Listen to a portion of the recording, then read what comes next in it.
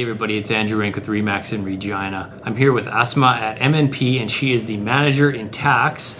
And we are going to discuss some of the things revolving around taxation because we're entering into tax season and it's important for people to know some of the things that are coming down the pipe. So the first question I have for you is, what is the most overlooked or I guess missed write-off that people have on their personal income taxes?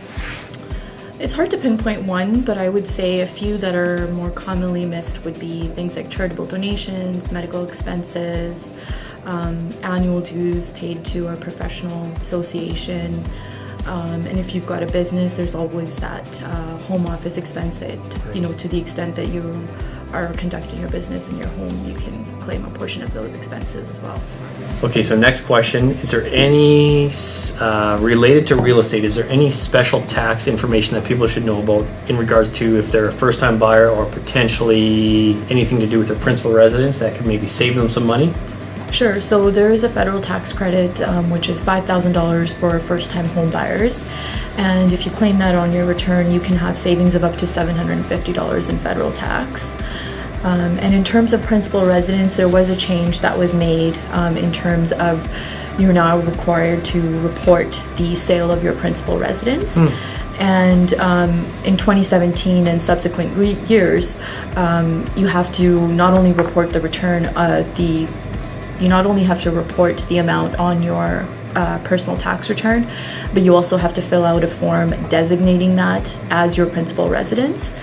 And that's really the only way that you can be eligible for the principal residence exception. Right. Okay, last question I have is there anything from the federal government, and I know there's been a lot of changes that the government or potential or proposed changes that they're bringing, that the federal government is bringing that could affect either the 2017 tax return or your 2018 tax return? Is there anything coming down the pipe that you know of?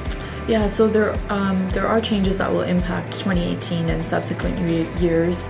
It was in last year that the government proposed that there will be changes to income sprinkling, and so people with corporations would be impacted by that.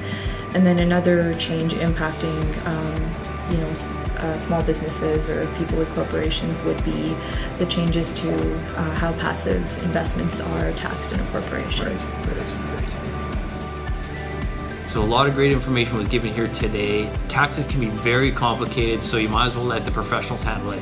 The people here at MNP are fantastic individuals, specifically Asma. If you need to contact her, her email address is right down here. Contact her and she'll be able to help you out. Further to that, if you want to contact myself, you can through my website, andrewrink.com. Thanks again. Take care.